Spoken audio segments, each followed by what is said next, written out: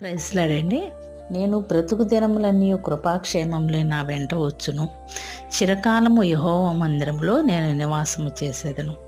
చూద్దామండి, దావీదు భక్తుడు ఇక్కడ అంటున్న మాట మనందరికీ తెలుసు. కృపాక్షేమము నా వెంట వచ్చును అని అంత ధైర్యంగా చెప్పగలుగుతున్నాడంటే ఎందుకంటే యెహోవాను అనగా సృష్టికర్తను కాపరిగా చేసుకున్నాడు కదండి. అందువల్ల కాపరి ఏమి చేస్తాడండి, తన మందను చాలా జాగ్రత్తగా చూసుకుంటాడు. అంటే ఎంత చక్కగా అంటే పచ్చిక ఎక్కడ ఉంటుందో అక్కడికి తీసుకుని వెళ్తాడు. మరి వాటికి ఎలాంటి అపాయం రాకుండా, శత్రు భయం లేకుండా వాటికి ముందు వెనక ఉంటూ చూసుకుంటూ ఏ అపాయము దానికి రాకుండా చూసుకుంటూ ఉంటాడు కదండి. గురించి విశ్వాసం ఉంచి కాపరగా చేసుకున్నట్లు మనం కూడా అలాగనే చేస్తే మనం ఆయన నివాసంలో ఉంటామండి. అనుదినము ఆనందించే వారంగా ఉంటాము. ఆమేన్. మీ అందరికీ వందనాలు.